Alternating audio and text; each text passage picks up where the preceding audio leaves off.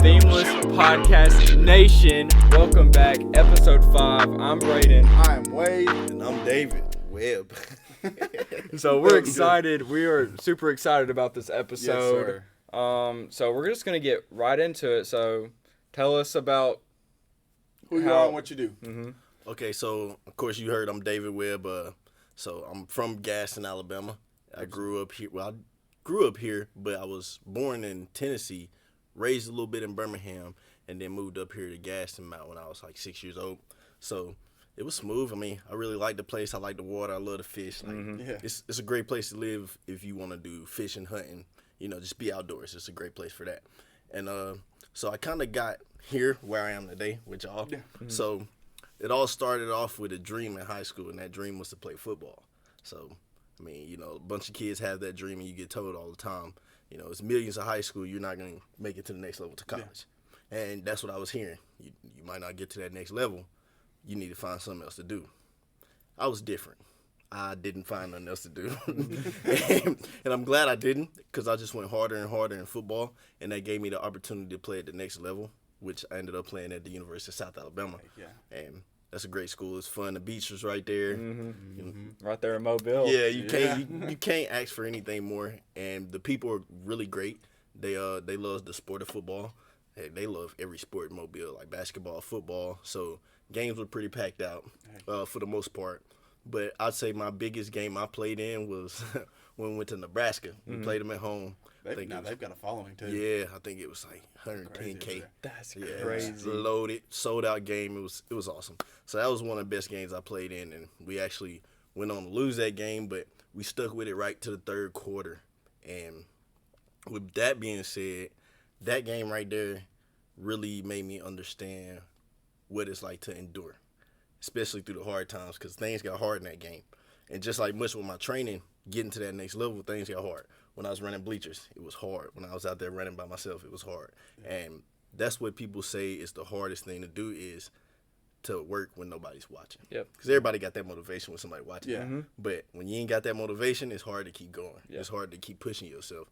But because I did keep pushing myself, I ended up getting to the next level and playing at a great college, Division I, ended up getting a degree in exercise science. Yeah. I tell everybody exercise science and business because the whole time I was studying exercise science, I was studying business, which led me to kind of where I am now. Most people ask me, how do you get in the film industry? How did you get into photography? You had a degree in exercise science. You played football. We would think you train. That's just the thing. A lot of people want you to do things as far as this is what you went to school for, so you should do this. It's okay to be different. Yeah. So me growing up, I didn't have a dad. So a lot of the stuff I learned was through film, like movies, Need for Speed, Fast and Furious is what it's called. So Fast and Furious, like YouTube, that's where I learned all my lessons from. So I didn't have a pops to tell me, hey, don't do this or go do that. Don't drive the car like this, drive the car like this. I learned that through movies. So as I went on further into college, I kind of hung around the film guys. Like, going all the time I'm in the film room, like, how y'all edit this, how y'all do this, how y'all do that, how y'all make this look so clear. And so they telling me this information. So when I graduated college is when I really grasped all that information and was like, I actually can put this to use. Because not only do I like watching film now, like I love creating. Creating movies and creating stories for people to go watch and just be like, oh, that's awesome. So that's really a big step, and it was a big step for me because it was so different. Like, I didn't go to school for this. Everything I learned up to this point was through courses on the internet, and that's a good thing we have now. It's the internet. A lot of people don't utilize it enough, but it's a great thing to use. It's the internet, and that's really how I learned all about photography, videography, how to cut up videos, how to put videos and stuff together. And now I'm just kind of building a brand through video. Yep. So you have Obi-One Productions, your own production company. What do you do with that? Like, what do you do now, and what are your goals, like, moving forward with Obi-One for the future? Okay, so with Obi-One Production, it's actually a smaller scale business to a bigger scale business. So the video production side is just really for revenue. So I'm trying to build revenue to really start. The biggest thing that I want to do in business is to build a network to really bring like-minded people together and collab in the business world and grow and also make money together. Keep money in the circle. Allow people to reach the dreams that they had set out. So with Obi-One Productions, I'm doing promo videos, music videos. Really, my main thing is storytelling. That's what I like to do the most. It's like tell a story, put together a movie, and you're just you watch it again. You're like, oh my God, that was dope. Yeah. I watch it again. I want to create stuff that people will watch over and over and over again. Again, it's all about leaving your legacy. That's something I learned through film too. It's like leaving your legacy. One person I learned that through was Ray Lewis. I was always watching Ray Lewis on YouTube. Period. No matter what. And one thing he always preached was leave your legacy. You gotta leave something on this planet. Leave your legacy. So that's that part of Obi-Wan. So that's the production side of Obi-Wan. It's to create videos, help businesses grow, because that's really what I'm here for, is to help other people grow. So if I can make a video for you, that's gonna bring more business and more clientele to you. That's what's fun for me, seeing other people grow. Of course, it's gonna help me grow too. Yeah. And as we bring more revenue and get more clientele, all that money will be pushed towards my network service. So, Heck yeah. Tell us a little bit about that side. The network service. Okay, so the network service, and I'll tell you a little bit about Obi-Wan, and then I go into the network service. Yeah, I got you. So Obi-Wan, and most people think of like Obi-Wan Kenobi. Yeah. No, it's like O-B-I, and then one. So one heart is really what it stands for, because Obi means one in the African heritage. The Igbo tribe. So the Igbo tribe, the word Obi means one, and then the second part of that word means heart. So I just took Obi, put it in the front, so it's like one heart. But I kind of moved it around, so it's like Obi-Wan. Yeah. So it's like heart one, but it's really one heart. Yeah.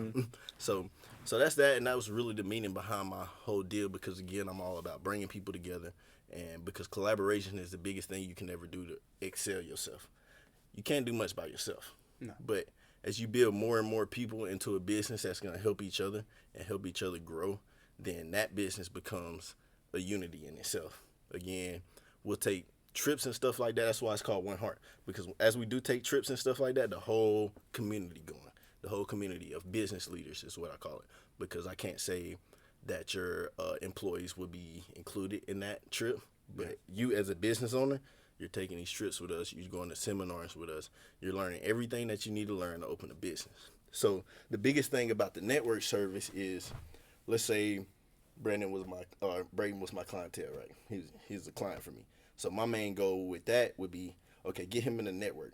So if he owned a clothing company, we got everybody that he needs to get his clothing company started.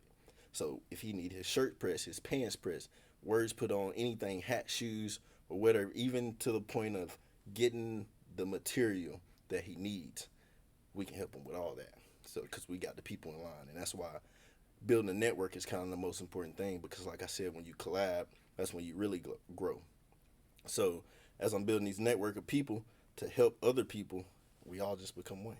So, and if I'm bringing in 100 million, that means he's bringing in about 100 million, because the clientele that I get can be moved to his service next, or moved to the other services that they need. Whatever service they need, we got it. So we got to make sure they grow. And the biggest thing about the Obi-Wan Network is helping people live a free life. Most people don't know this, but the most amount of money that you pay is through taxes. It's not food. It's not gas. It's taxes. It's 100% taxes. So we're in the game of teaching people how to write off these taxes. But the only way you can write off a tax is by owning a business. So we encourage every person in the network to own a business, so that they can utilize the tax write-offs and utilize to utilize the loopholes that people don't know are there, that are really there. And once you learn how to do that, if you got a business and you want to go travel, because you got a business and you got a vehicle for your business, now you want to travel to Cali. Maybe you want to go to Cali for vacation. But with me and my production business, the camera's really with me. That's why I started this first. That's why I started production first, because I can take my camera everywhere I go. So I can write off everything I need to write, as long as I'm taking a picture. So now I can go to Cali, or I can go to Colorado on a skiing trip, or just a beach out in California, and actually enjoy myself and utilize those tax write-offs to get some of that money back. So now it's like I just took a trip for free. But imagine if everybody knew that. Imagine if everybody knew how to work the tax system. then it wouldn't be no more paycheck to paycheck. You know, Life would be like a cheat code. literally, Basically, that's what we're trying to create, the cheat code, because life is a game. Yep. It's 100% a game. So now, once you learn that life is a game, just like in GTA, you're going to put in some cheat codes to get some extra guns or some extra money or some extra body armor, you know. Well, we're creating cheat codes in life so that you can actually live a free financial life, you know what I'm saying? Yep. So it's not so much of living paycheck to paycheck, or you want to start a business and you ain't got enough to start a business. Well, we'll teach you how to start a business with X amount of money, you know. You don't need $1 million. You don't even need $10,000. There's so many businesses that you can start with just $1,000, like even to investing. And that's a big thing we teach too. And that leads me to this point. So we talk about tax write-offs and the network teaching you how to utilize your tax write-offs. Well, the next thing for that is once you learn how to write off your taxes, it's all about having multiple streams of income. So once you learn how to write off your taxes, we're going to teach you how to gain another source of income, whether that's real estate, Amazon affiliation, YouTube, you know, just like y'all doing right now with podcasts and all this digitizing of the world. You know, it's no more television. So YouTube is television. Yep. Just like I said, I learned through YouTube. Imagine kids now, all they got is YouTube. Yeah. YouTube and Netflix and other little things like the Amazon Prime videos, but really YouTube is about to take over. So to be able to put content on YouTube and to gain millions of viewers, and who would have thought you can have millions of viewers until you actually try? Yep. And y'all kind of see that y'all kind of growing now. It's crazy. It's like, wow, like I didn't even know this It's many just people like would ever watch it. 300 people want to watch our podcast. Like, that's wild. I never It's thought. just 2 kids, man. Yeah, Two right. kids that Which wanted is to crazy. that wanted to do something, and you know, there's 300 people, and then there's 170 followers on Instagram, Exactly. and that they're actually interested in watching this. And we post content on TikTok as well, trying to get that, because I've seen people blow up on TikTok, That's the best way to it's, market. it's so fast growing. Yeah, as well. TikTok is huge right now. Yeah. I mean, like, like artists, they say, like, it'll make or break them. Like, if they put a song on TikTok, it could blow up. You know how like SoundCloud rappers was back in the day. Now they got TikTok rappers blowing up. Yeah, so that's TikTok the way is to the new do it. SoundCloud. Yep, Yeah, big really. time. And that's real big, is to have a skill like this to where you ain't even gotta leave the house. Like, you know, you can do something like this, post it, and get millions of views. Maybe you getting $1 a view, whatever. But if you have 2.2 million views at $1 a view, that's $2.2 million. And you just like, wow.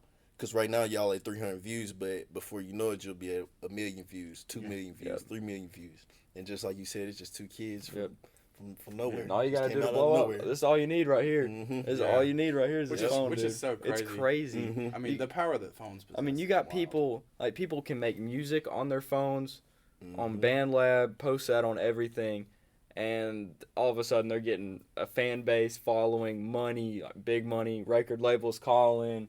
Through a cell phone. Through a cell phone. Now, I know y'all younger than me, but I don't know if y'all remember when we had flip phones. And they couldn't I do all had a that. flip Yeah, phone. okay, so they couldn't do all that. Even the BlackBerry, you slide the screen. I and remember it'll those, I pop remember up. those Blackberries, dude. I used to always want the one that was sideways. Yeah, exactly. With the big exactly. keyboard. So Oh, yeah, man. that's one of the big things, is teaching mainly YouTube to people to really get their content out. Even if you didn't want to get your content out and you wanted to document your life, we live in an age now to where it's not on a little cassette tape. Where you can put this on YouTube, or you can put it on TikTok or Instagram or whatever, and it'll be there until You the world type in a ends. couple words and it's right there on your Boom. screen. Yeah. And so that's something you can show your kids when you're 76 years old, because of the power of the internet. You know, you just boom, boom, You, boom, you don't boom, got to worry about nothing being corrupted on a tape, nothing like that. Exactly. So that YouTube is big for everybody. Like, whether you want to grow and get subscribers, or you just want to document your life, because there's a lot of people that I know back in the day, we used to have the VR cassette tapes that you stick in the thing, you know, and you'll watch your wedding, or you'll watch your kids running around, you know. So that way, it just changed a whole lot. Is you can lose that cassette tape, but this material will never always get gonna be lost. there. Yeah, unless the server gets shut down, and let's pray that doesn't happen. Yeah. Because What are the chances? yeah, right. But so that was what 3 other passive incomes. So Amazon affiliation, real estate, YouTube. And then you could go into what am I missing? Oh, so stocks, like, and not really like the Apple and the Tesla. Now we teach a little bit of Apple and Tesla, and like that stock market, the New York exchange market, because it's really for dividends. So, you know, if you put a certain amount of money, you can get a certain amount of dividends back. Yep. And people don't understand that. Well, if I put people think it's a waste to put $100,000 into a stock, which I'm not saying I'm at that level yet, but to even to put $1,000 or $500 into a stock and get paid dividends every quarter, like, come on, that's every quarter of the year. So every quarter, even if you're getting $2, $3 back in dividends, over time, you're going to make your money back. And that's not even talking about from the growth of the chart. So that's one, and then you got Forex, and crypto is the big one. You know, so if you learn how to work the crypto market, learn how to work the Forex market, because in the Forex market and the crypto market, unlike the New York exchange market, to where you only can buy in the New York exchange. You can buy when it's going up, and if it's coming down, you better get rid of your shares. Now, in Forex, crypto, it doesn't matter if this chart going up or this chart going down. You can buy and make profit, or you can open a trade for a sale and make profit. So you can make money when the market falling. So to me, that's just one of the easiest platforms to get into and to make money on, because if you really know and understand the charts and know when the charts are going up and know when the charts are going down, you can make money on the way up, close out your trade, and make some money on the way down and close out your trade. So instead of there making $3,000, you're making $5,000 and another $6,000. So it's like, that's an easy market to get into. So I see on the internet, on TikTok, kids wake up in the morning like 18 years old. They'll do it for 15 minutes, and it's like 10K, 5K. It's wild. Yeah, but don't get me wrong, that take a little bit of bread to have in your account. Yeah, I mean, definitely. And there's also, you know, a lot of risk that could go into playing with stuff like that. Because just like you make that 10K, you can lose that 10K. Lose it just like that. I've done it. And that's the crazy part. Risk and reward. I've made 5K and lost 6K, and that was the whole account. And I was just like, damn. So it's definitely risk, but the reward to me is greater than the risk, because, heck, I might go spend, not really me, but talk about my community and my people. They'll go spend $300-$400 on some pair of tennis shoes. They'll spend $100 on a shirt. And why don't you put that $300-$400 somewhere and make it work for you? Because if you can put in $400 and get back $800, now you can still go buy that pair of shoes, and it didn't even hurt your bank account, because you just doubled your money. And if y'all don't know, from 0 to $1 million just 10 doubles away. Like, that's crazy to think about. So from 10 to 20 to 40 to 80 to 160, then double 160. That's wild. 10 doubles away from the game is finding out how to get those doubles. And that's where business comes in. That's when it's key to open your business, because you're not going to be able to double anything living paycheck to paycheck. You know, because you're living paycheck to paycheck, you don't have any extra. Yep. But once you sacrifice a little out of that paycheck and maybe double that 20 first to a 40, and then double that 40 to an 80, and then double that 80 to a 160, even then it's just like, well, I had a little bit more than what I started with, as opposed to being, and that's opposed to being a producer and a consumer, because consumers consume. All they do is spend money. Producers, all they do is make money. People think you can put all these taxes on the rich, but you can't, because they know how to make money. Yeah, they know how to finesse that. Yeah, they know how to make money. And when they scream tax the rich, tax the rich, tax the rich, what I'm trying to teach people about taxes and the loopholes around tax, you can tax them all you want to. They know the loopholes. So offshore bank accounts, stuff like that. And back to the write-offs, that as well. They know how to do that stuff. So that's right. Because even sitting in this podcast, if you wanted to go shoot your podcast in Denver, Colorado, or Italy, like, just because you over there working, everything you just did to get over there, that was a tax write-off. So if you just spent 15 bands trying to get to Italy to do a podcast with somebody, you know, somebody famous, because y'all will get to that point. It's going to take some time, with y'all growing now. But as y'all get bigger and bigger, you'll start getting bigger and bigger names, and that means them people might be a little too busy to come to you, so you got to go to them. But the good thing is, it's your business, so whatever you spend to get to them, come here. Write it off. Yep. So you're essentially taking all these trips and meeting all these people, collab and everything. You're doing it for free. That's a free life, being able to do whatever you want to and not get taxed. Not per se by the government, but get taxed through your time and your money. So that's a way to keep some money in your pocket. Heck yeah. Yeah. So let's backtrack a little bit. I remember when we went and golfed, when was it, like a month ago? Yeah, about a month ago. You told me about football. I was talking about me kicking. You said you started out as a kicker. Yeah. How'd you go from a kicker, and what, were you a wide receiver at South? How did you go from being a kicker to being a wide receiver at a Division I program. Like, I just thought that was wild when you told me that. It's actually a funny story because I was a punter and a receiver in high school, and I got moved to different places. I was just a utility player, but God gave me the gift to be able to kick a football. Like, ever since I saw it on TV, I thought that was the coolest thing ever, to be able to punt a ball and make it look like a throw. Yep. So I just started practicing that, and the first time I picked up a ball, it was just like a bomb. And my coach was like, "You're punting." So that's how I got into punting. That really, yeah. So that really started in middle school, you know. And so I punted all the way and kicked field goals and kickoffs all the way through high school. But my dream wasn't to go to the next level kicking a football. My dream was to go to the next level catching a football. I was a receiver at heart. That's really what I wanted to do. So as time went on, you know, 11th grade year, no offers. 12th grade year, no offer. End of 12th grade year, no offer. I said, dang, man, I got to go to a camp. So I done graduated high school, and there's a camp for South Alabama in Birmingham. And I'll never forget the guy, Will Appleton. I don't know if y'all know Will Appleton. But so him and his people took me down to Birmingham for a football camp, and he actually was going there as a quarterback as 11th grade going to 12th grade. Again, I wasn't even supposed to be there. So I go to the camp, you know, run my 40, 4.47, 4.43.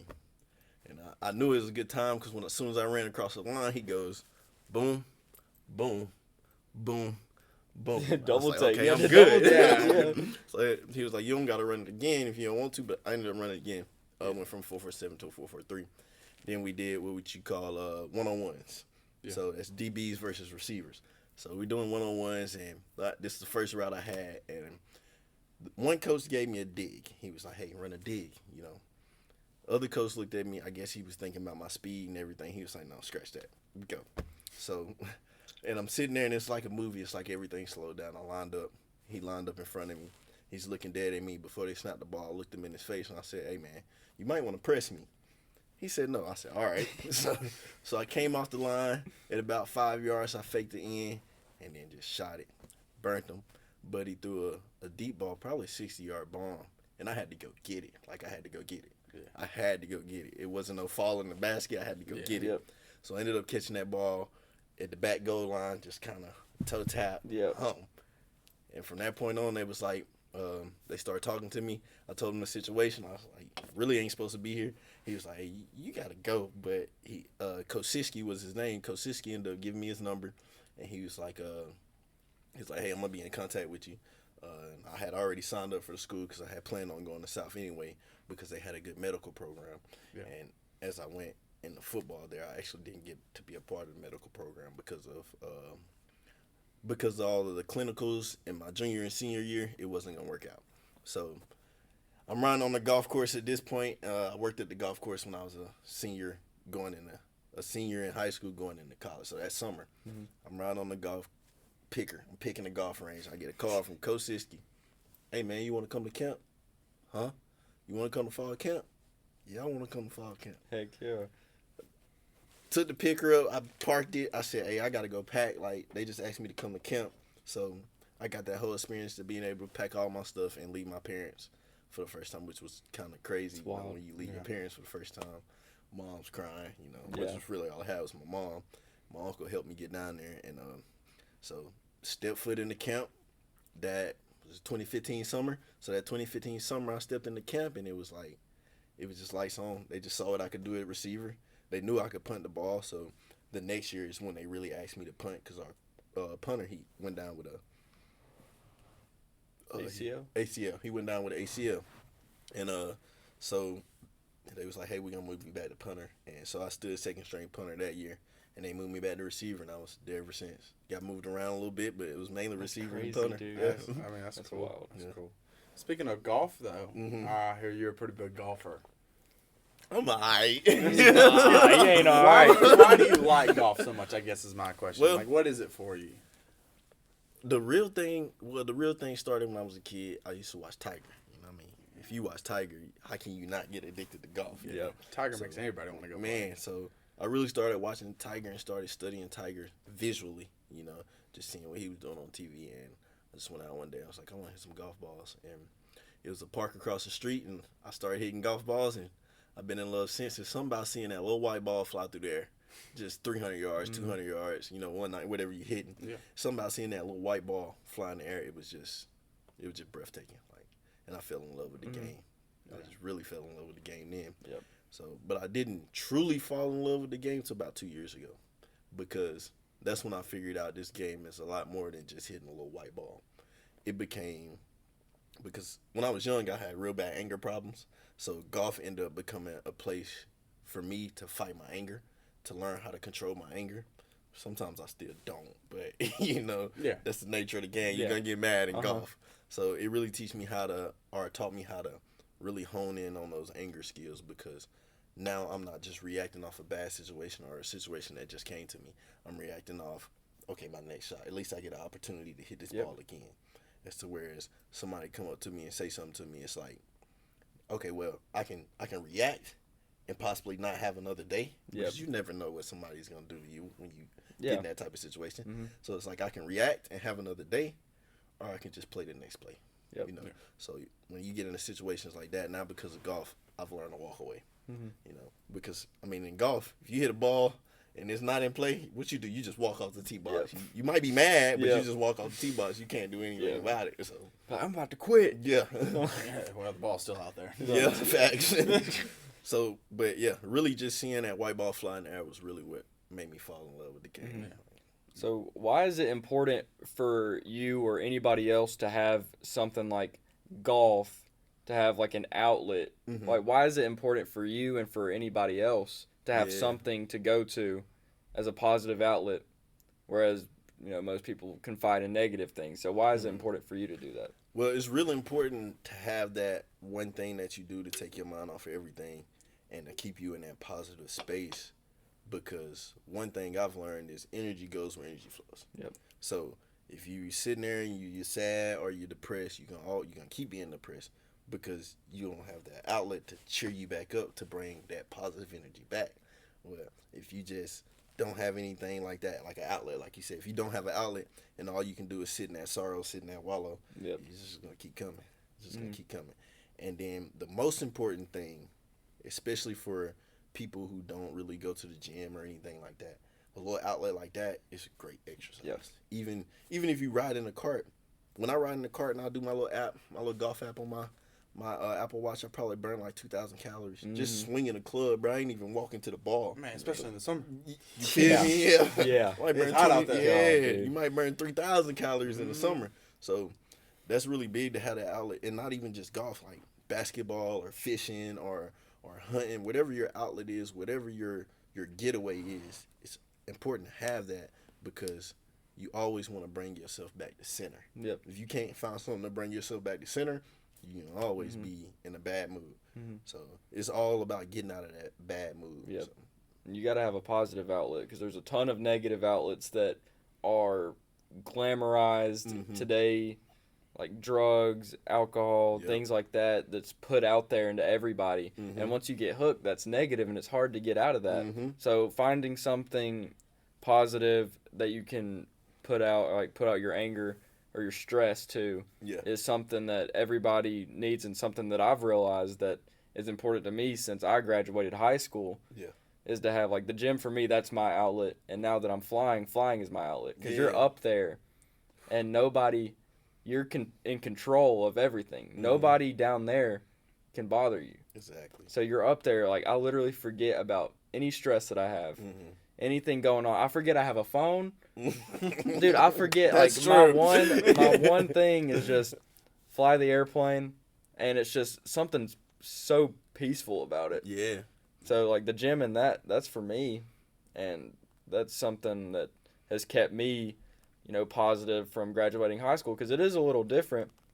Because I was an athlete, and that's all I did was go to school, soccer, and that was my life. Yeah. And you graduate, you don't have that anymore. So you have to find something rather than going into something negative. Exactly. Like drugs, alcohol, etc. So that's...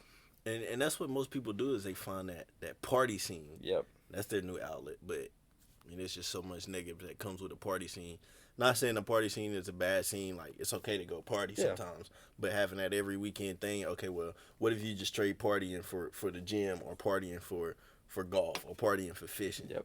And you'd be so more into yourself. Like, when you go out and party and you out in the club, all you thinking about is what everybody else doing.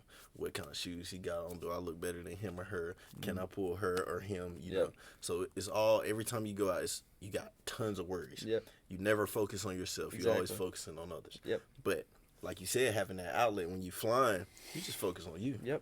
One, because if you up there flying and you not focused on you, oh, dude, it's over with. An example. An example of that is, I'll never forget my first time being in that airplane, taking off for the first time. I don't know how an airplane operates. I just know how to start it up and how to pre-flight the thing. You know, we do, bro. No, for real. We do our little run up, holding short. I make my call, Coleman traffic, Skyhawk 4784 Echo, departing runway 20, and I make that call. And we're pulling out into the runway, and, I take, my hands aren't on the yoke or anything. I'm, working the rudder pedals. I don't even have my hand on the power. Jesus. My instructor's like, all right, your controls. And we're lined up on the runway. I'm like, what do you mean my controls? How do you do this? And he's like, full power, a little bit of right rudder. Once you get to 60 knots, a little bit of back pressure. And so as soon as we get to 60 knots rotation speed, I'm in the air. And that feeling, dude, it is like an addiction. Yeah. And, bro, it's just like, okay, you put your entire focus into doing this, or I'm going to die. My instructor's right here. But if I don't pay attention to what I'm doing, my life is in not only my hands, or everybody's life in this plane is in my hands. Yeah, facts. So, dude, it's wild. And it's so many different outlets you can have, because, like, I play golf, I fly drones, I fish, I hunt. And just like you do different things, you go to the gym, you fly planes. All those different outlets just keep you grounded. Yep. Like, no pun intended. But yeah, facts. It's actually the opposite of grounded. Yeah. He's in the air. Yeah, but sometimes the airplane does get grounded. Literally, that's what we say. The plane's grounded today. Yeah. So, yeah, dude. So tell us about drones. Like, how'd you get into flying drones? Yeah, drones are cool. I love drones, man. I've been in the drones since I first saw a drone. I was probably like 12 years old, and I got my first drone when I was about 13. And it's just something about seeing something with 4 propellers just go through there. Yeah, and that sound, like, dude, you cannot get, like, So drones became a big thing for me because I always wanted to fly, like, just like you. But I always wanted to fly, like, F-15, like fighter jets and stuff like that. Yeah. And I don't know if you know, FPV flying is almost like being in a plane because you're, what do they call it? Immersive. It's very immersive. So you got on goggles, and so it's just like you're flying a plane. And like you said, it's something about just being in the air. Even when I was riding bikes or riding dirt bikes and just jumping ramps, it's something about that hang time. Yeah. Even when I'm in the gym or the basketball court and I'm jumping, I'm just it's something about that hang time that just gives me serenity. Just being in the air like a bird. That's one thing about my TikTok. It says free bird, because I love being in the air. I love being a free bird. Yep. Like, when you in the air, that's what you are. Yeah, literally, literally. When you in the air, it's like literally everything goes away. It's just me, and it's like I'm a bird. Yep. Like, just seeing everything, and the big thing about drones is they can go. It's not like flying a plane where you can pitch back, you can go this way, you can go that way. In a drone, bro, you can do all, because they got 4 propellers. And it's like a helicopter. Yeah, it's like a helicopter. Yeah. But all those propellers, especially in the FPV world, kind of work individually, so they all can make the drone do different stuff. So, and just like football, where learning those skills is what I became addicted. I didn't really get addicted to the game. It was learning the skills and learning how to grow through that game. Get better. Yeah, facts. So the plan to get better is really what I was addicted to, and that's when it comes to drones. It's like I see so much that you can do with a drone, and especially when it comes to the video world. Like, there's so much you can do with a drone. Just to be able to learn that and say I can fly a drone, because there's not many people that can say they can fly a drone. Yeah. Well, there's some people that can say they can fly a drone, but it's not many people. Everybody can fly a drone, but who can do it really good? Yes. Yep. So, and that's kind of what I'm aiming towards now, is just to kind of get good at flying drones, just master the flight of drone. And maybe one day I'll hop in an airplane, you know. Dude, hey, whenever I get my license, you're coming flying with me. I got He to. says, he says when he masters drone. I saw him using the drone over at the alley, and he was doing it. Yeah. He was looking cool over there. I saw a little bit of the video too. Yeah. Okay. Cool. It looked good. So that's about, I don't know, maybe 5 years. We're really 2 years into really flying drones, but 5 years is just flying, you know, on and off flying drones. So you have the DJI? DJI, yeah, Mini Yeah, 3, dude. Mini 3 Pro, and my next grab is the DJI FPV and then a DJI Avita, because that's the closest. I told you about racing. Yep. Racing drones. Yeah. I want to get into racing drones Those like are later so in life. sick, Yeah, dude. they're freaking dude. 0 to That's 90 in awesome. like 2 seconds. Yeah, it's crazy. So that's a big thing too. Is like now it's like drones are actually coming up and they're making it to where they're actually consumer drones to where anybody can fly them. Mm-hmm. Because that DJI Mini 3 Pro, like it has so many safety features on it, like it's hard to crash. Like, I crashed one, but you know, I'm talking about split it It's back hard, like a but it's banana. doable. Yeah, it's definitely doable, especially when you take it out of so they got like different modes. You got normal mode, Yeah. sport mode, and then in the FPV racing drone, it's like manual mode, a normal mode, sports mode. The sports mode is like when you really want to go fast, but it don't really unlock the full potential of the drone. It unlocks most of it, but not the full potential of the drone. Normal mode is kind of for people who don't really know how to fly drones. You're going to be real restricted in what you can do. You're going to drift a lot or glide across the air when you're trying to turn. Mhm. But for me, it's really about, even in the cars, like I prefer a manual over automatic. I mean, you can say that's because I like to be in control, which, I mean, who doesn't like to be in control of their life? Yeah. You know? So it's just when I'm able to really take control of something like being in manual and flying a drone, that's some other feeling that's just unmatched. Just that feeling of being in control and feeling of I can make this thing do a backflip. I can make this thing do a backflip. You know, it's not gonna do it on its own. So me being able to just manually do a backflip, do a front flip, do a split S, like all those things is what keep me in the drone world. Same thing with cars, like being able to drift a car and keeping it online just like I'm supposed to. That's what's addicting. Yeah. Like, that control. Yeah. Mm-hmm. So even with drones, you got to deal with the FAA. Mm. So how is that written, like getting your remote pilot? So that part, they call it Part 107, I Yep. think. So it's the Part 107, and for me, it was hours and hours and hours and hours on YouTube, and hours on YouTube, Yeah. and hours on YouTube. And then, you know, you finally take the test. It's actually a little stressful because there's so many freaking questions. Yeah. And 90% of the time in your first mind, you're right. But the way they word those questions, it make you think that your first mind isn't right. Yeah. So it was real tough in the fact of just being able to be like, hey, this is your mind, stick with it. Mm-hmm. But again, the way they worded them questions, it's like, this is your mind, but also, bro, that one could be right too. Yeah, no, So- that's the same way with private pilot, dude. Yeah. With those questions, because I'm studying for my private pilot written, and that's the exact same way. Like, did you have to learn a bunch of FAA regulations and stuff you like do that? have to learn the FFA regulations, especially like sky control and sky traffic, like Yep. all that. So you got to know that. You got to know restricted areas because some places obviously you can't fly. Yeah. Like if I'm in Birmingham downtown because the airport's on like 15 miles away. Yeah. it's close. Is there like your altitude restricted with those? Mm-hmm. Okay. Yeah. So on the DJI, they kind of got it built in for you to where you can go set a altitude limit, Mhm. but the FFA, depending on your area, through that app that DJI uses, it usually lines up with the FFA height restrictions for the drone. Okay. Because it changes depending on where you are. Obviously, if you're by an airport, it's like 200 feet, 300 feet. But if you're by just rural, I guess rural's like the city area. So I guess urban is the Would be like us right now. yeah. So urban areas you can go a lot higher. Of course, in urban areas nobody's really there to watch you either. So I mean I've exceeded way what I was supposed How to high see. can you go? Oh, is it? Is it way I'm good? flying. Go up there, bro. I'm in the practice Oh, wow. area flying. I see D's drone, bro. Yeah, dude. I'm like, whoa. I don't know if I should really say this on camera, but it is what it is. FAA, I mean, whatever he just said, whatever he's about to say is not real. it's not real. I didn't. He do made it up. So like, I've got mine about 2,000 feet. Like, yeah, that's what I'm saying. That's up there. Yeah, and it takes forever. Even with a drone that's going 36 miles an hour to get 2,000 feet, it takes everything, you know. Yeah. So you get all the way up there, and you're probably like 45, 50 battery, and you got to come back down. Yeah, too, you so- gotta get back down. Because you know You don't want to just fall. exactly. And if it was an FPV drone, you could drop the throttle and it'll just fall out the sky. But as for like the DJI Mini 3 Pro, something that's gonna hover in place, it's not coming down by itself. Yeah. Unless it just goes, okay, return to home, and it comes on by itself.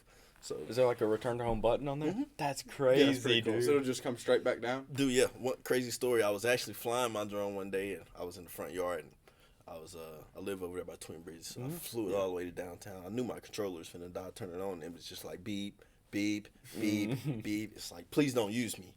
It's like, whatever. But it's you using know, it anyways. Yeah. Used it anyway. I'm mid-flight, halfway downtown. Like, I can see the downtown buildings and stuff. Like, closely, they're like right there. Freaking controller dies. My heart just, Bro. Nah. and I'm just I'd like, be oh so my scared. God.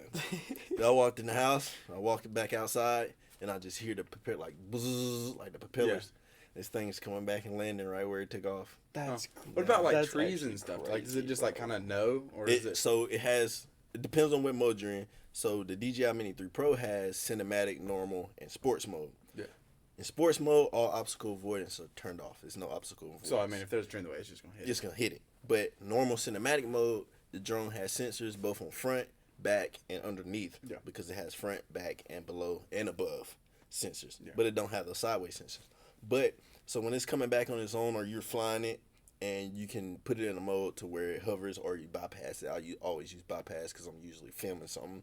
So if it comes by and it's a tree, it'll either go around it or it'll go over it. Like, but it will not hit that tree. Now, Pretty cool.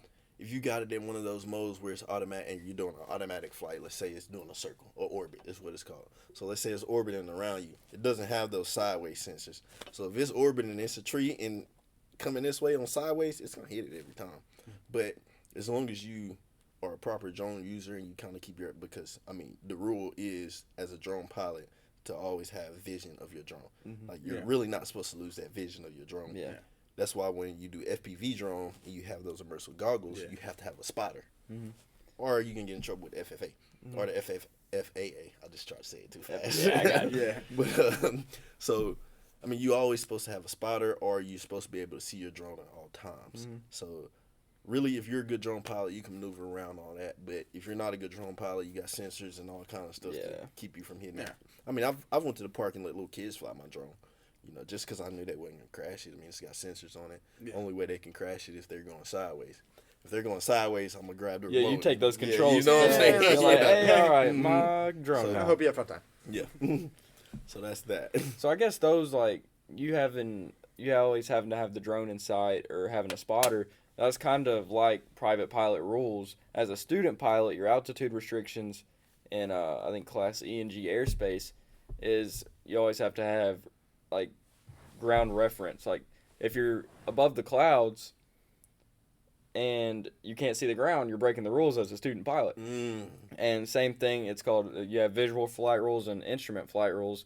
In VFR, you always have to have, decent visibility over, I think, 3 statute miles, something like that. I don't know. There's a ton of airspace rules, and then, like, with clouds, you have to stay a certain, like, distance away from the clouds. And then IFR, you can fly in the clouds. So I guess, I mean, the FPV and then the regular drone, yeah, dude, it's wild, but that reminded me of that. I just wanted to say that. Like, it kind of reminded me of VFR and IFR conditions with having a spotter and having reference to your drone. That's about right. Yeah. So do you like? I guess as a student right now, you always got a co-pilot.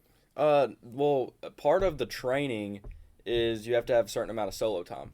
I think you have to have around 5 hours of solo time. Okay. And so I've done, I think, 3, maybe 4 hours of solo time in the practice area or in the pattern of the airport. And the airport pattern is like a mini race course for, it's like you have the runway and then you have the base, crosswind, or downwind.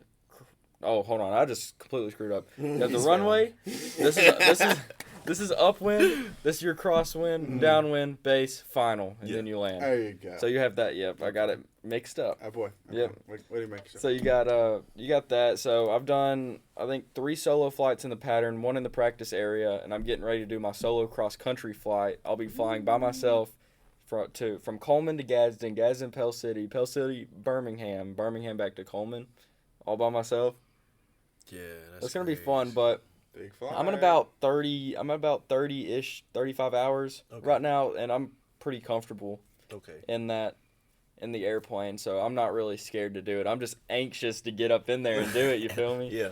So let me ask this, because I know, especially getting an FPV drone, I'm on a simulator probably like 2.5 hours, 3 hours a night. So I've been on simulator going on about a month now. Probably got about 30, 40 hours of flight simulation. So how much flight simulation did you have to do before you had to actually get in the plane? Zero. That's Zero. awesome. That's so awesome. because people were surprised at how fast I got into my flight training. Mm-hmm. The semester started that same week. I'm up in the air doing basic maneuvers. People because obviously I'm taking ground school with it, and some people get their ground school knocked out of the way with their written before that. Yeah. But I'm at a Part 141 program. There's Part 141 and Part 61 training. Part 141 is what most colleges and super organized flight training programs are. Okay. It's more fast track, get you through it. Yeah. And Part 61s go at your own pace, like a mom and pop type thing. And so at my Part 141 school, I had my first ground school lesson that week, and I also had my first flight that week. And so what I think the good part about 141 and doing ground school with your training is that you're learning the basic things in ground school as you're learning your flight training, and then everything comes together, and you're able to understand it a lot better. Because by the time I got in the airplane, after the first lesson in ground school, I knew what some of the instruments meant and what to do and what to look for when I'm in the airplane. Okay. So, yeah, first week, I got in there pretty fast. People were surprised. They thought I'd be, in the classroom for like a year before I get in the airplane. But no, you could go, well, I already know you have flying experience, but you could go right now or tomorrow to Gadsden with an instructor, never flown an airplane before, and you're taking controls learning how to fly that airplane. It's just like that. Yeah, that's cool. It's crazy, awesome. Dude. But, whenever you're in there, going back to what I was saying about my instructor giving me the controls on takeoff, you just got to do it. There's no time to be scared while you're doing it, because you got to focus 100% and you got to do the thing. You got to be confident. If you're not confident and you're scared while flying, all your focus is gone, to being scared and not being aware of your instruments and what you're doing with the airplane. Because not only when you're scared, you're putting yourself in danger, you're putting what is below you in danger, whether that's houses, people, cars, animals, stuff like that. Okay. So that also brings me to this part about we was talking about, having extra things that you do like golf, gym. Those are also important, because when you do get in those type of situations, depending on what your little extracurricular activity is, you've already put yourself through that situation. I know in the gym, I go through so much stress. It's like nothing outside of the world that can not prepare. I'm always prepared, because, just getting under 315 and benching, and you're about to drop it on your chest, and you finally get it. That's that you in the air, and I don't know anything about this, but you know what? Just do it. You got to do it. Just got to do it. Yep. Just got to focus up and do it. Yep. You go to battle in the gym, you'll be able to go to battle out in real life, and you'll be able to conquer whatever. I don't go to the gym per se. I run though. Yeah, that's even. And in running, I remember I'll start running. I usually run 3 to 4 miles. Okay. Which isn't crazy. It's not what I used to do, especially when I was tiny. Cross country, skinny I Wade, bro. I used to be cross country. I used to be a menace out there. Man, okay. I was good. We was this good. My thin, freshman year team, cross country team, we was different. Okay. They was Alabama's a very big state for cross country. Weirdly. We're not the best running state. Duke is probably the best cross country team, and there's really good ones out in Colorado and stuff. But high school, Alabama's some of the best schools for cross country. And they all the other coaches and everything were asking our coaches hey, are y'all are gonna be really good, because we were all freshmen and we were going to state. We were good, and then we obviously didn't. We all got hurt, or I just got fat. Yeah. But as Wade says it, his hips got wider and his shoulders got more broad. now I'm built like a linebacker, but I wasn't for the longest time, so I didn't play football. Yeah. But no, so when I'm running, it's always those first 3 miles are fine, and I'll set my pace and just go. But it's those last half mile to a mile where it's okay, you need to stop right now, but then it's if I stop, I won't be able to start again. So you just got to keep going. Yeah. Keep digging, keep You grinding. can put Then I that. get home and I'm like, Yeah. just dying. I mean, I you got can- home one night and I couldn't stop coughing. My mom was like, "Are you okay?" Yeah, I'm good. Dude, smoking, I bro. was like, That's what my mom would ask. Be like, Brayden, what are you doing? You know, like, no, mom. I just went for a run. I'm just dying. That's the But- biggest mind battle of them all. Like outside the gym and whatever else you do, like golf, just running is the biggest mind thing. Because any time you can stop. Like, you can stop at any time. You can stop whenever you want. Whenever you want. Yeah. Like, My so- biggest thing is that David Goggins. Dude, Whenever it gets that hard, I always start hearing him. I'm like, "You're fat, run!" Yeah. No, his David Goggins story is wild, dude. That is a wild story. He's so inspiring. I mean, 300 plus he's pounds. not very PG, but No, not at all. But he I mean, is. I mean, he is inspiring. The he's things that somebody he's done. everybody should like look to for Yeah. like motivation. For sure. Yeah.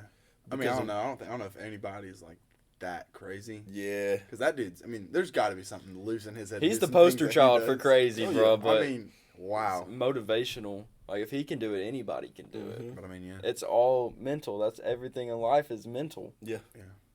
Yeah. And I like people like David Goggins, which is a bunch of them like that. But you know, Ray Lewis, he was PG with it though. Then you had CT Fletcher. That's when they started losing his PG. Yeah. Now you got David Goggins, Yeah. like, and then you have more and more to come after that, and they just have something within them that's just like they got screws loose. Oh, But 100%. you kind of got to kind of do stuff like that. Yep.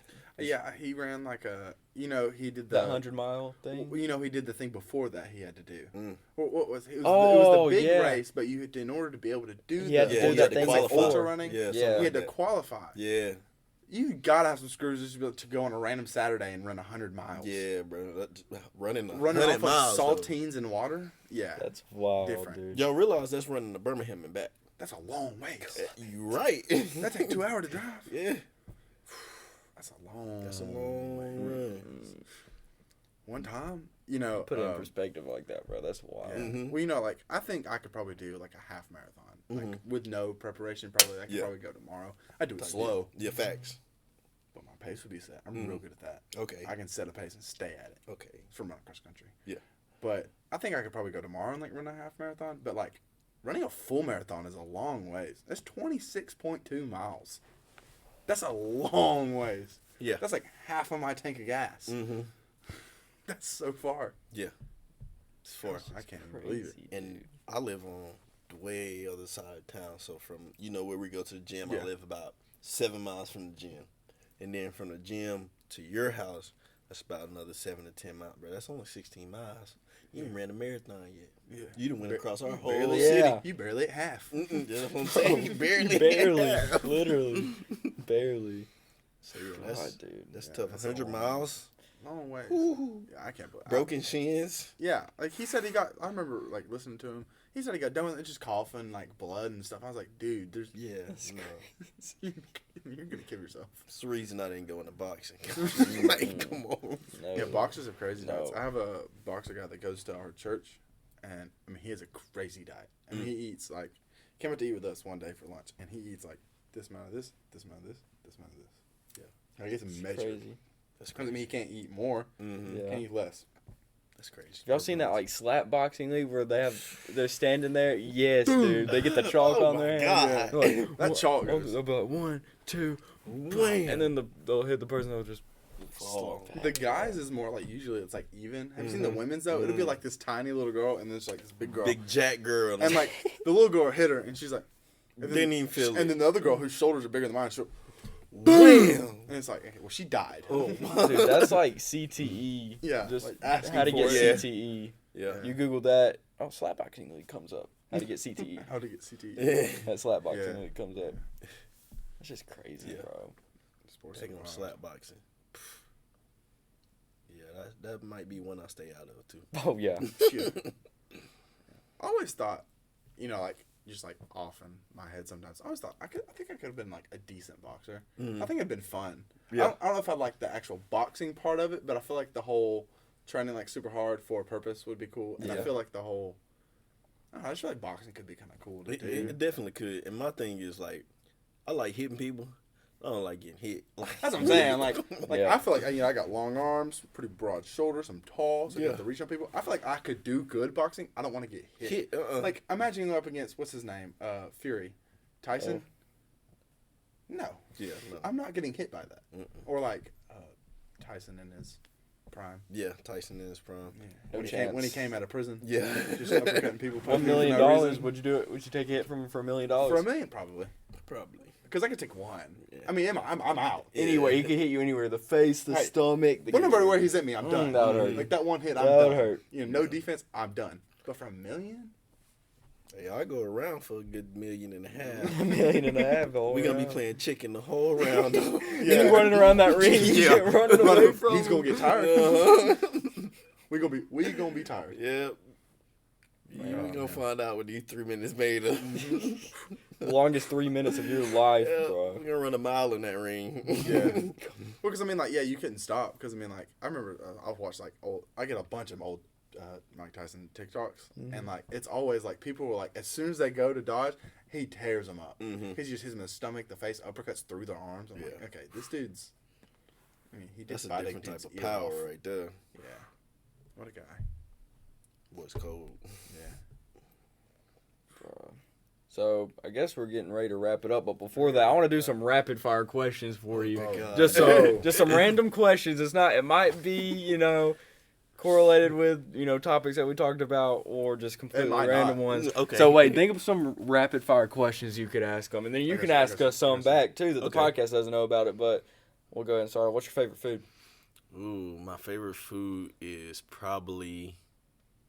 Dude, I love food, so that's It's a hard one. tough. Honestly, I'm a big sweets guy, so anything Lil Debbie, like Nutty Butters, Yes. oatmeal pies. So I'm a real sweets guy. But if I had to put it in my favorite sweet category, it's going to be key lime pie. So that's probably Yes, I sir. love some key lime pie. Have you had the Publix key lime pie? I have not had that. Bro, Everybody says it goes crazy, Publix it's low-key everything, bro. pretty good. though. I'm going to have But to go. that key lime pie from Publix, the best key lime pie. For real? Trust me. Yeah, I'm going to have to try it Trust then. me. Favorite golf club? Ooh. Ooh. Driver don't count because that's everybody's favorite. Everybody love a big stick. Yeah. Honestly, probably my lob wedge, sand wedge, lob wedge, Sand whatever, wedge, lob 56 degree, whatever you use. Yeah. It's in that same little area. Because I like the flop shot. Yeah. That's my Yeah, favorite dude, shot, the that flop thing's shot. cold. So. I like He's seen it a couple times. Yeah. I like Uh-huh. the pitching wedge the best. I hit it the best. I love pitching wedge, yeah. You know, I'm actually in the market for a new wedge. For real? Should I get 54 or 56? Probably 56. 56. Because I got a sand wedge and I got a pitching wedge. I need something to go in between So those. that's that 56. And that's what I've been thinking. And when I put that in my bag, it really changed my game. Really? Because I had the same thing. Like I had a little lob wedge or sand wedge, and I had a pitching wedge, but didn't have that in between. Yeah. And every time I got into that in between, It's a problem. Yep. I got into the in between one time with him. I hit my pitching wedge 150 yards. Yeah. I was Dude, like, I'll never forget that. That's one how? of I hit the it. craziest shots I I've was- ever like, seen we were in my like life. 50 yards maybe off the Yeah. green. I was like, all right, nothing easy here. Get my little pitching wedge out. Yeah. Flush. Sails the green, hits the bunker in the hole right behind it. There's a short par 3 behind it that had a bunker. Okay. Hit that bunker, so I took my little, the wingman, the speaker. Yeah. I have one of those, and on the top is a little disc. Yeah. If you take the disc wherever you are, it'll show you on your phone how far you are from the hole. If it's because in the wingman on the Bushnell app, Yeah. it has like courses downloaded, and so we were 50 yards from the hole this way. Yeah. And we were 100 yards this way. So I was like, so I just hit that 150 yards. Jesus Christ. And I was like, that's when I was like, okay, I need another club. Yeah. Yeah. And then that's the most impressive, worst feeling you can ever feel when you just bomb it over the green. I'm like, no, because it was so pure. Yeah. I was like, man, that was Like, a beautiful it shot. was- It was the wrong hole. Dude, Exactly. I was left speechless from that shot. It Yeah. was crazy. Because we weren't even playing for it. Like it was like Yeah. it was like evening, and we were just kind of goofing. Yeah. Because it was getting kind of dark. We were just goofing off, listening to music, and I was like, all right, well, a beautiful shot. I was like, wow, because it was like right in line with the hole. And I was like, no way, it's gonna drop on the green. No, It was crazy. that was crazy. What's the next question? Oh, said crap. rapid fire. Oh, yeah. What's your dream place to visit? Ooh, I got two of them. Okay. The first one's going to sound weird, but it's actually a great place to go visit. There's a lot of water around. But Venezuela. I want to go to Venezuela. That sounds cool. And then I also want to go to, so that's my go-to, my number one. So Venezuela and then Brazil. Like, I gotta dude, go to Brazil would be Come on, nice. gotta go to I want to Brazil. go to Rio, which is in Brazil. Brazil, yeah. But I want to go during Carnival. That's the only time I'm gonna go. Because it's an expensive trip. Yeah. If I'm gonna go, I want to go during The Carnival. thing that got me sucked into Brazil is when that boy Toretto said, "This is Brazil." Like, oh God! He said, "This is." Yeah, we're gonna have to clean that one That's up. fine. We'll clean it up. That'll be good. My go-to, I kind of like Santorini, Greece. Ooh, yeah. Ooh, Greece is That's really like- cool. Greece I is want like to top go one. from the north of Italy all the way to the bottom. Because Yeah. like the more that I keep, I love to travel. That's my thing. But the more I keep seeing it, everybody's like, everybody always goes to Italy for the pasta and the beach. Yeah. But there's Ah, like man, I'd go crazy for the mountains pasta, there. bro. Really? Apparently, In the I'd have to go north, to yeah, Italy. because I you have never you have those mountains up north. Okay. which I never really thought about. Yeah. But yeah, so like I want to do like a big trip where I just like backpack or like just at least just visit, like start at the top and come all the way to the bottom. I thought that'd be cool. That'd be That'd be nice. awesome, trip. actually. Yeah. Another place, local wise, I want to go to, just because of this opportunity, is California, to be able to snowboard or ski, and then go surfing. Yes, bro. Okay, so I've told him about this. I've applied to this, but I like to ski. I've only started recently skiing, like a couple years ago. I've only Okay. been 3 times, I think. 2 or 3. Okay. Two. I missed out on the third trip. I had to work.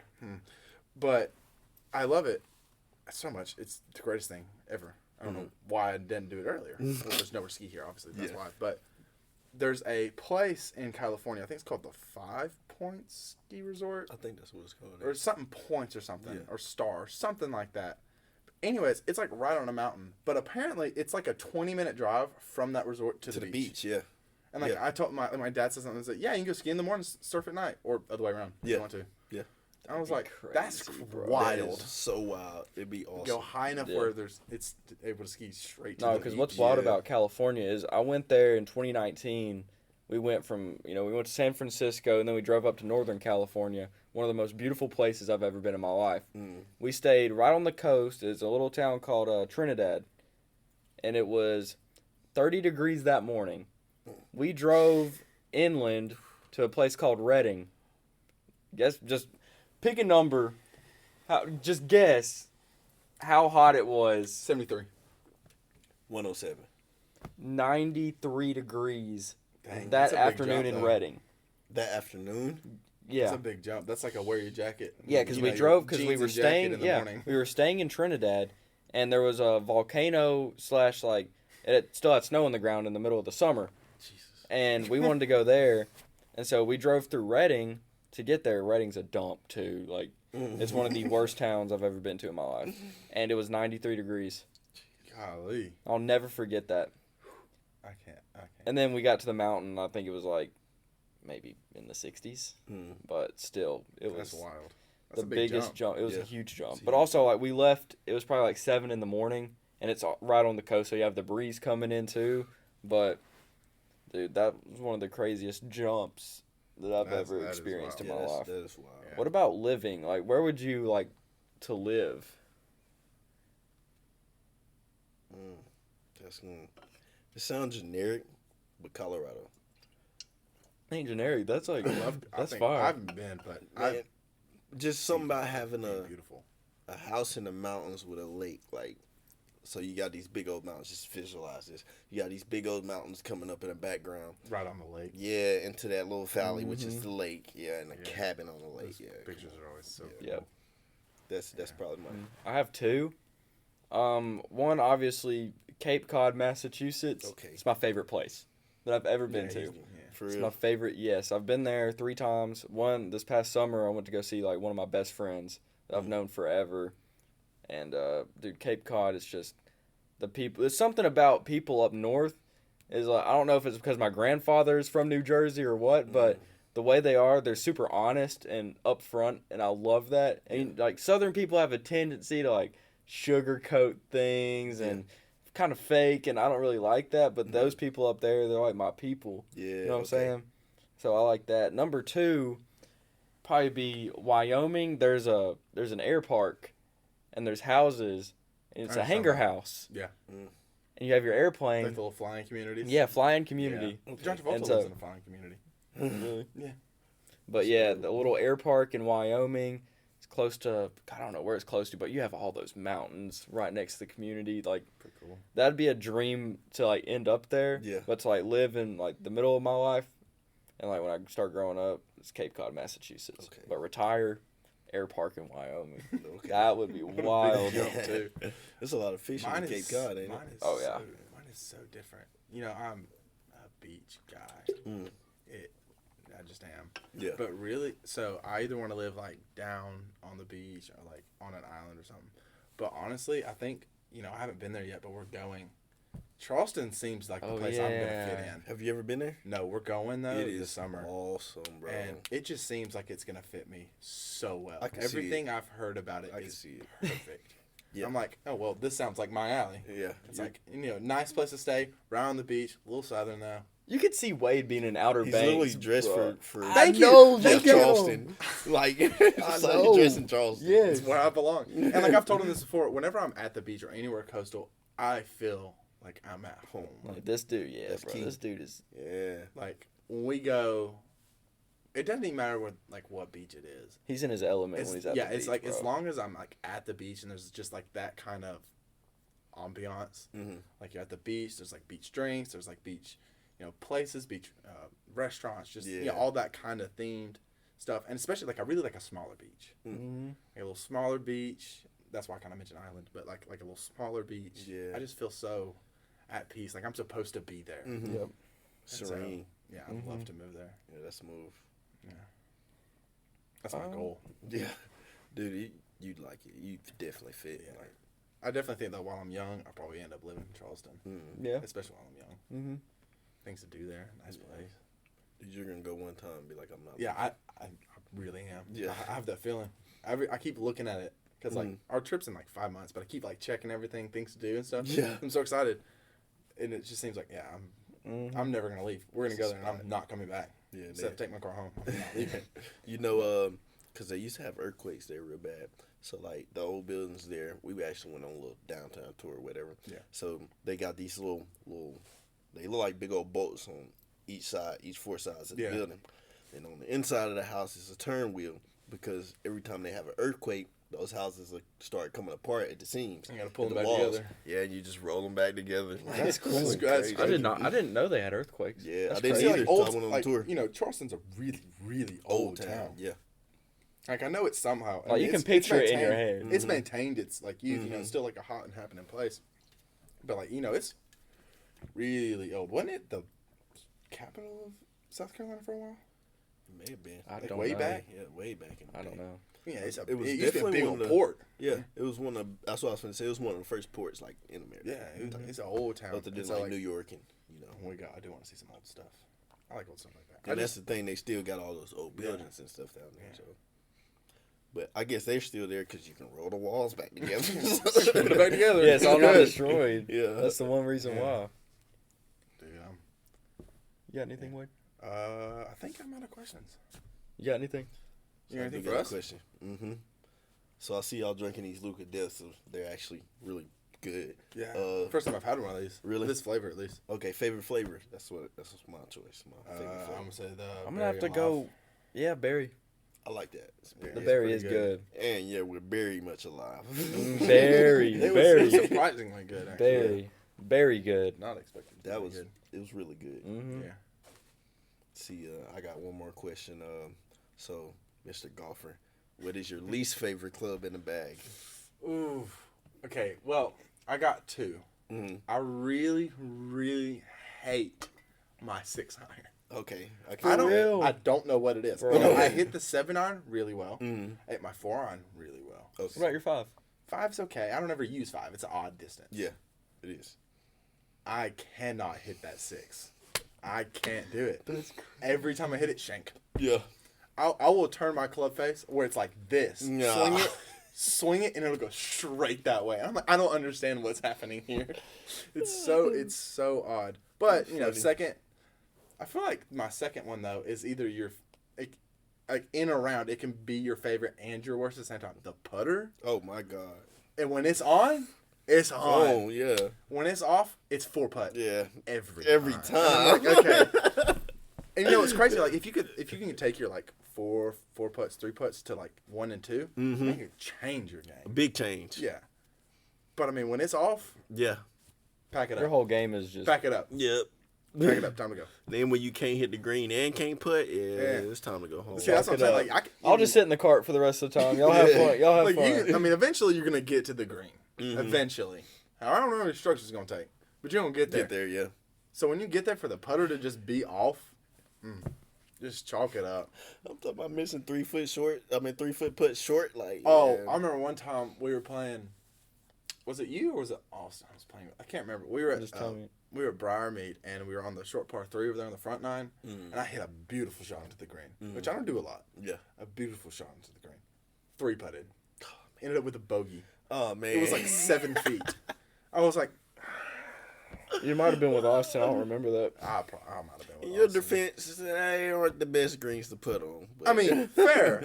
But I mean, dang. Yeah. man. I was like, I'm going to hit this birdie. Missed. Tried to put it in for par. Missed. 'Cause it was like a weird little uphill. Just finally made it in eventually. 1 over. I was like, I was so mad. Right now I'm trying to break like 85. I usually shoot like 86, 87. Cool. I broke 90. I'm trying to break 85. Cool. I don't even keep score. I'm just trying to get good or decent at least.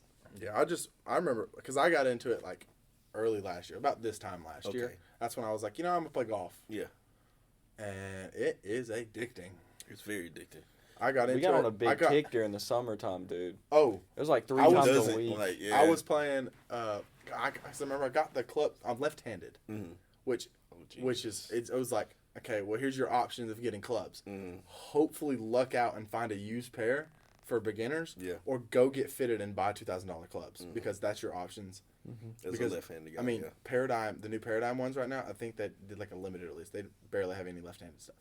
Like it's so hard to get like left-handed clubs because it's just a small category because golf's not that big. I mean, it's big, but it's not like baseball bat's big. Yeah, facts. And But- even with a baseball bat, it don't take much to or at switch least to the other side. gloves, and stuff. But like the Kith did a collaboration with TaylorMade. Yeah. Big collaboration, really cool, like cool clubs, had like the logo all over them, Yeah. really cool, like black and gold color scheme, Wow. really awesome. Nothing left-handed. Jesus. And I was like, well, I would have loved to have bought, a putter, if I could have. So, but I lucked out and bought a set of clubs for like $30. Ooh, there you go. A whole set for 30. Yeah, I remember it was from Carl's friend had like, his friend I think was right-handed, but had a set of left-handed clubs for some reason. Like old, like What are Nike, the Nike odds? irons, Yeah. which I'm still playing with them. I like them. All the way 4 through pitching wedge, and then had the Nike sand wedge. Okay. So I got all of those, and had like a couple like woods and like a senior flex driver. That's what I've been playing with. Look, I go like this. It's like a pool noodle. So my swing has been like I can't do it, with bro. the driver. Yeah. Can't do it. In normal flex, I can't do it. Yeah. I've been playing baseball my whole life. I'm my hips are open and my shoulders are going. I swing it extra stiff, and it still looks like this when I swing it. Now I have I got a new driver. New Callaway Maverick or Rogue, one of the two. But it's got a what's that brand? The good brand of shafts. They've got like the Hazardous. Yeah, It's got that's the what I got. Hazardous That's shaft actually in what I there. got. Yeah. Yeah. And so I'm excited to play. I haven't got the chance yet. Yeah. It's When's the last unfortunate. time you played? It's been so long. We gotta know, get it's on the been a golf minute. course. Yes, I've been trying. We so can get on bad. the golf course. But yeah, so that's probably my 2 least favorite clubs. Okay. And then for you, Okay. so what's your favorite plane to fly? Oh, man. So I've only flown a Cessna 172. There's 2 different models. There's the S model and the N model. I really like the S model 172 a lot better. It's just, the N model controls are so stiff, and you kind of gotta work the yoke and the rudders. But on that S model, dude, flying it is like little inputs, trim it, little input. Rudder feels nice. And I was telling one of my buddies, he flies the S. He's only flown the S model at the airport. And I was telling him, I flew it for the first time. I was like, dude, how'd you struggle to land in this thing? This is the easiest, like, I've never, dude, like, this was probably the best and easiest landing I've ever had in my life. Yeah. And I was just messing with him. My instructor thought it was hilarious. But it's easy to fly that plane. I mean, the end model, I'm used to it. I've flown it a good bit. Probably 30 of my hours have been in the end model. And it's such a good airplane to fly. But my dream airplane to fly, I'm going to go single engine piston, and then I'm going to go turbine jet. So single engine piston aircraft, the Cirrus SR-22. It's the Lamborghini of single engine. And I don't know if you've seen him in the gym. His name's Tony. He's friends with Dad and Pam, but he owns one. Okay. And he's a businessman. He's pretty well off, and him and one of his business partners own it, and it is a nice airplane, dude. Mm-hmm. And then jet, another Lamborghini of the sky, the Gulfstream. Oh, everybody wants that Gulf. Doesn't your Yeah. Yeah. Yeah. Dude, the Gulfstream is such a nice airplane. It's sweet. I've been in plenty of them. Mm-hmm. It's crazy. It's nice. It's a hell of an aircraft right there. It is, bro. It is. It's such a nice airplane. There's one coming. A sky yacht. Mm-hmm. There's one going into Coleman beginning of March. Really? So I'm gonna try to be up there and get inside and take pictures of it. Yeah. It'd be like full circle moment. Be like getting inside that airplane. Then hopefully one day I'm flying that thing. Hold on, let me show you my first time ever being in one of them. I got the picture right here. This dude's in a Gulfstream. Yeah. This dude's That's been in a wild, Gulfstream. bro.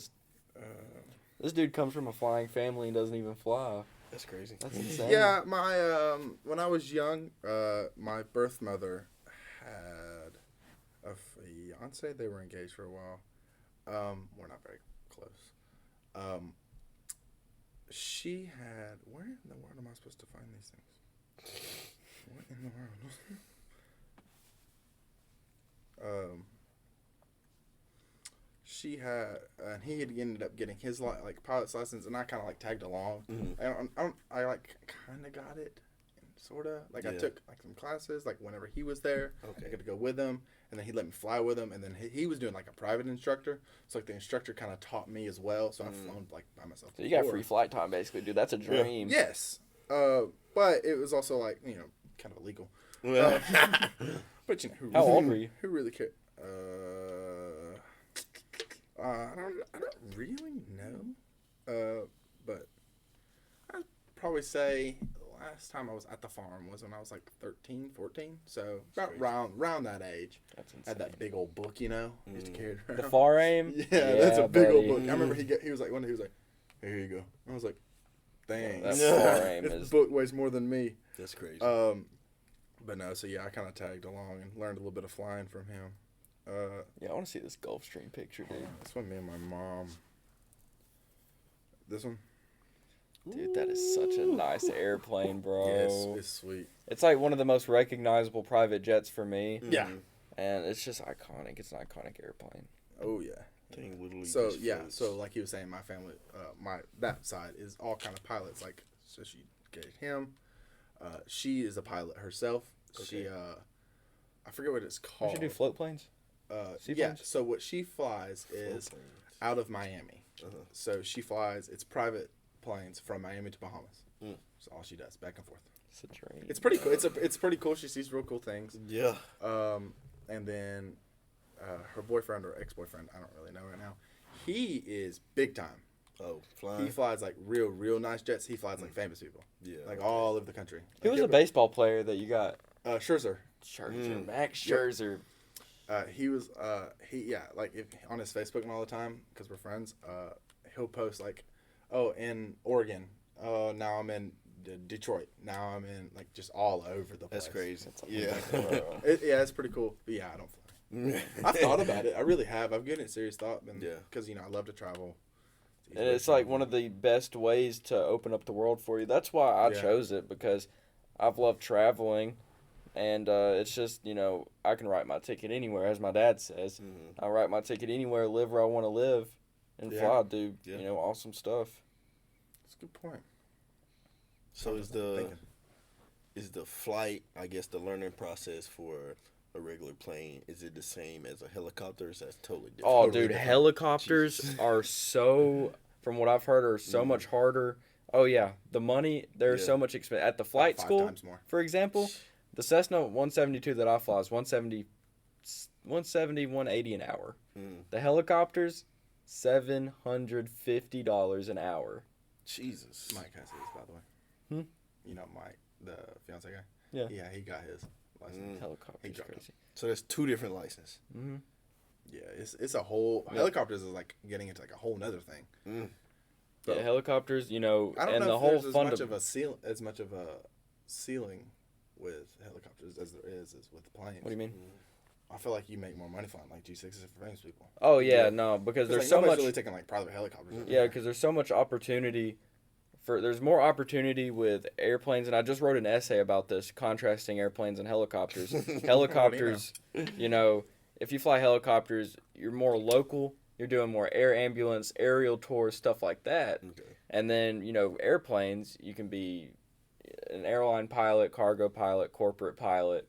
You can do seaplanes. You can do aerial tours. You can do so much more. There's so many more things you could do with flying airplanes than helicopters. Helicopters takes way more skill, because this is how one of the instructors at the school put it. Airplanes want to fly.